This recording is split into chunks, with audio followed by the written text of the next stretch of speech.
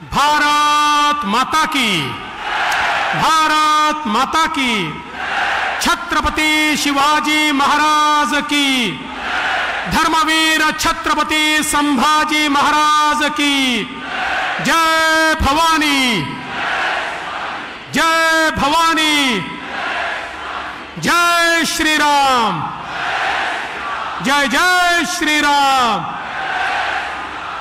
हिंदवी स्वराज्याचे सरसंस्थापक छत्रपती शिवरायांना मानाचा मुजरा करतो। भारतीय राज्यघटनेचे शिल्पकार भारतरत्न डॉक्टर बाबासाहेब आंबेडकर यांना मानवंदना अर्पित करतो। लवकरच या ठिकाणी विश्व गौरव विकास पुरुष माननीय मोदीजी पोचणार आहेत, जवळच आलेले आहेत। तत्पूर्वी या सभेमध्ये उपस्थित असलेले माननीय मुख्यमंत्री एकनाथराव शिंदेजी, अजितदादा पवारजी, सन्माननीय राज ठाकरेजी, पीयूष गोयलजी, राणे साहेब, आठवले साहेब, जोगेंद्र कवाडेजी, विनोद तावडेजी, आशिष शेलारजी, सुनील तटकरेजी, मंगलप्रभात लोढाजी, अशोकराव चव्हाणजी, आपले सहाय्यी उमेदवार आणि मंचावरील सर्व मान्यवर, मी वेळ कमी असल्यामुळे सर्वांचं नाव या ठिकाणी घेणार नाही। पण आज शिवाजी पार्कवर बोलत असताना हिंदू हृदय सम्राट शिवसेना प्रमुख बाळासाहेब ठाकरेंची गर्जना मला आठवते। ते याच ठिकाणून म्हणायचे, माझ्या तमाम हिंदू बांधवांनो, मातांनो आणि भगिनींनो। त्यानंतर अशा प्रकारची गर्जना काल परवापर्यंत आम्ही उद्धव ठाकरेंची ऐकायचो। पण नुकतीच इंडिया आघाडीची बैठक या ठिकाणी झाली।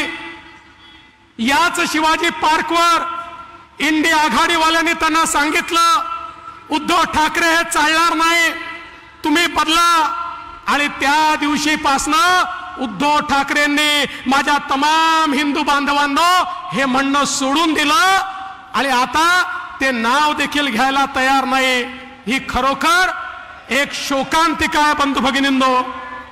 आपण बघा, या ठिकाणी वंदनीय बाळासाहेब ठाकरेंची सभा व्हायची, त्यावेळी काय शब्द असायचे, शिवशाहीचा भगवा झेंडा, देशाला हिंदुस्तान म्हणा, कडवट हिंदू यांनी वाट लावली।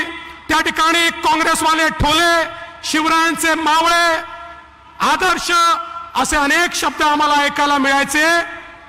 आता आम्हाला काय ऐकायला मिळतं, उद्धव ठाकरेंच्या भाषणांमध्ये अर्धवटराव, गजनी, कडेवर, हिणकस, बाप चोरला, पक्ष चोरला, चिन्ह चोरलं, हिंदुत्व वेगळं, काँग्रेसला मत देणार, घरी बसून काम करणार, माझा कुटुंब माझी जबाबदारी, याच्या पलीकडे आज आपल्याला काही ऐकायला येत नाही। पण बंधू भगिनींनो, आपण पाहू शकतो माननीय मोदीजींच्या नेतृत्वात जी महायुती या ठिकाणी तयार झाली आहे, या मुंबईमध्ये, या महाराष्ट्रामध्ये गेल्या 10 वर्षामध्ये जे परिवर्तन आपण बघितलं, ते परिवर्तन आम्ही या ठिकाणी सांगतो। मुंबईचा बदललेला चेहरा आम्ही सांगतो, मुंबईचा अटल सेतू आम्ही सांगतो, मुंबईचा कोस्टल रोड आम्ही सांगतो, मुंबईची मेट्रो आम्ही सांगतो, मुंबईचे एसटीपी आम्ही सांगतो, मुंबईच्या झोपडपट्टीवासियांना मिळणारं घर आम्ही सांगतो, धारावीचं रिडेव्हलपमेंट आम्ही सांगतो। इंडिया आघाडीवाल्यांनो, सांगा तुम्ही या ठिकाणी काय सांगू शकता? अरे एक प्रोजेक्ट, एक मुंबईकरांकरता केलेलं तुमचं एक काम तरी या ठिकाणी दाखवा। खरं म्हणजे बंधू भगिनींनो, कोविडचा तो काळ आठवा, ज्या काळामध्ये आपल्या नातेवाईकांशी लोक संबंध दाखवू शकत नव्हते, सर्वकडे अंधकार होता, काय होईल ही चिंता लोकांना होती। जगातले लोक म्हणायचे या भारतामध्ये 40-50 कोटी लोक तरी मरतील। अशा परिस्थितीमध्ये देशाचे प्रधानमंत्री मोदीजी यांना माहिती होतं 4च देशांनी कोविडची लस तयार केली होती। त्यांच्याकडे मी गेलो तर ते म्हणतील पहिले आमच्या लोकांना लस देतो मग तुम्हाला लस देतो, माझे लोक मरतील। अरे मोदीजींनी शास्त्रज्ञांना एकत्रित केलं, या ठिकाणी रॉ मटेरियल जमा केलं, रिसोर्सेस जमा केले। जगाच्या पाठीवर अनेक देशांकडे हे रॉ मटेरियल होतं, ते रॉ मटेरियल मोदीजींनी मिळवलं आणि जगामध्ये भारत हा 5वा देश झाला ज्यांनी कोविडची लस या भारतामध्ये तयार केली आणि 140 कोटी भारतीयांना कोविडची लस त्या ठिकाणी मोदीजींनी दिली। बंधू भगिनींनो, मोदीजी कोविडची लस देत होते त्यावेळी या ठिकाणी मुंबईत काय चाललं होतं? उद्धवजींच्या नेतृत्वात काय चाललं होतं?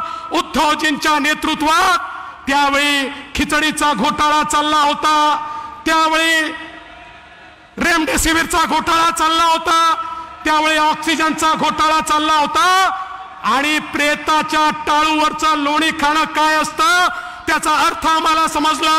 बॉडी बॅगचा घोटाळा चालला होता, म्हणजे या ठिकाणी खिचडी चोर आणि कफन चोर आम्ही पाहत होतो। एकीकडे मोदीजी सेवा करत होते आणि या ठिकाणी हे चोरी करत होते। बंधू भगिनींनो, कुठेतरी यांना या ठिकाणी आपल्याला जो जबाब आहे तो निश्चितपणे मागावा लागेल आणि म्हणून मी तुम्हाला एवढीच विनंती करण्याकरता आलोय, निवडणूक आली की नवीन नवीन या ठिकाणी जुमले सांगितले जातात। आता निवडणूक आल्यानंतर हे म्हणतात उद्योग पळवले, उद्योग पळवले। आमच्या उदय सामंतजींनी सांगितलं अरे आपलं कर्तृत्व असावं लागतं। 5 वर्ष मी मुख्यमंत्री होतो, मी मुख्यमंत्री व्हायच्या आधी गुजरात पहिल्या क्रमांकावर होता, मी मुख्यमंत्री झालो, पुढचे 4 वर्ष महाराष्ट्र पहिल्या क्रमांकावर आणला आणि आपल्या नंतरचे 4 राज्य हे एकत्रित केले तरी महाराष्ट्र पहिल्या नंबरवर होता। या ठिकाणी उद्धव ठाकरेजी मुख्यमंत्री झाले, पहिल्या वर्षी कर्नाटक पहिल्या नंबरवर गेला, दुसऱ्या वर्षी त्या ठिकाणी गुजरात पहिल्या नंबरवर गेला। पुन्हा शिंदे साहेबांच्या नेतृत्वात आम्ही आलो। मी माझ्या पहिल्याच इंटरव्ह्यू मध्ये सांगितलं शिंदे साहेबांच्या नेतृत्वात आम्ही पुन्हा नंबर 1 होणार आणि मला आनंद वाटतो महाराष्ट्राला आम्ही पुन्हा नंबर 1 वर आणलं आणि पुन्हा गुजरात, कर्नाटक आणि दिल्ली यांचा एकत्रित इन्व्हेस्टमेंटचा विचार केला तरी महाराष्ट्राची इन्व्हेस्टमेंट पहिल्या क्रमांकावर आहे। याचं कारण काय आहे?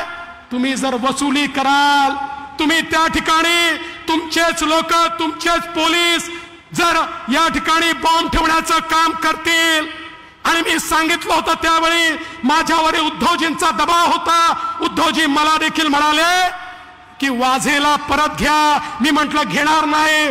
ते झाले, त्यांनी वाझेला परत घेतलं, त्या वाझेने तो खून केला। त्याच्यावर उद्धवजींना विचारलं, उद्धवजी म्हणाले वाझे काय लादेन आहे का? त्यांना नंतर लक्षात आलं या ठिकाणी इन्व्हेस्टरनी येणं बंद केलं। बंधू भगिनींनो, आणि म्हणून मी तुम्हाला एवढंच सांगण्याकरता आलोय, आज अवस्था काय आहे? या ठिकाणी मुंबईवर लगातार हमले झाले। हे हमले झाल्यानंतर खऱ्या अर्थानं आमच्या शहीदांना या ठिकाणी आमचे करकरे साहेब असतील, कामटे साहेब असतील, साळसकर साहेब असतील, आमचे तुकाराम ओंबळे असतील, ज्यांनी मुंबई करता जीव दिला, आज बघा काय अवस्था आहे। उज्ज्वल निकमांना तिकीट दिल्यानंतर हे नालायक काँग्रेसवाले आणि इंडिया आघाडीवाले त्या ठिकाणी म्हणतात उज्ज्वल निकमांनी कसाबचा अपमान केला। ते म्हणतात कसाबने त्या ठिकाणी करकरेंना मारलंच नाही। अरे नालायकांनो, मतान करता या मुंबईच्या आणि या देशाच्या शहीदांचा अपमान करू नका। या ठिकाणी आपल्याला लक्षात येत आहे परिस्थिती काय आहे। अरे इंडिया आघाडी अजमल कसाब सोबत आहे आणि आम्ही उज्ज्वल निकम सोबत आहोत। हा फरक आज आपल्याला या ठिकाणी पाहायला मिळतोय आणि म्हणून बंधू भगिनींनो, आज ज्यावेळेस यांच्या लक्षात आलंय की आता आपल्याला लोक मतं द्यायला तयार नाही, आपली मतं कमी झाली आहेत, तर यांनी आता तुष्टीकरण सुरू केलंय, लांगुल चालन सुरू केलंय। आता यांनी त्या ठिकाणी लांगुल चालन सुरू केलाय. अरे आमचं मत आहे या देशाच्या रिसोर्सेसवर पहिला अधिकार हा गरीबाचा आहे. तो गरीब हिंदू असो, मुस्लिम असो, शीख असो, ईसाई असो, बौद्ध असो, या ठिकाणी मोदीजींनी कधी धर्माच्या आधारावर भेदभाव केला नाही. पण बंधू भगिनींनो, आज बघा मतांची लाचारी काय आहे. मतांची लाचारी ही आहे की आता उद्धव ठाकरेंनी या ठिकाणी हिंदू हृदय सम्राट बोलणं सोडून दिलं आणि बाळासाहेबांच्या नावाने कॅलेंडर छापतात आणि त्याच्यावर जनाब बाळासाहेब ठाकरे लिहितात.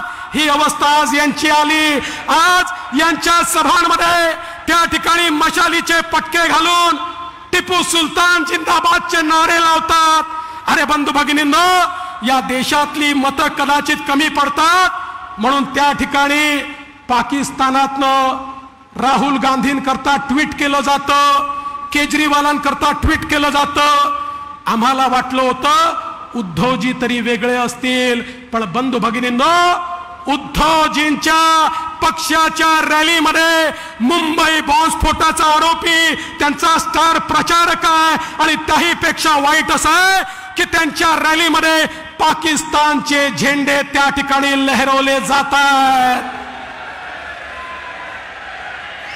बंधू भगिनींनो, पाकिस्तानचा झेंडा लहरवून या ठिकाणी जर मत मागण्याची वेळ आली तर त्याच्यापेक्षा राजकारणातनं निवृत्ती स्वीकारली पाहिजे. पण हे मतांचे लाचार आहे. यांची लाचारी अशी आहे की आता या ठिकाणी हे काही करू शकतात आणि म्हणून आता वोट जिहादचे व्हिडिओ चाललेले आहेत. हे सांगतात वोट जिहाद करा, हे सांगतात वोट जिहाद करा.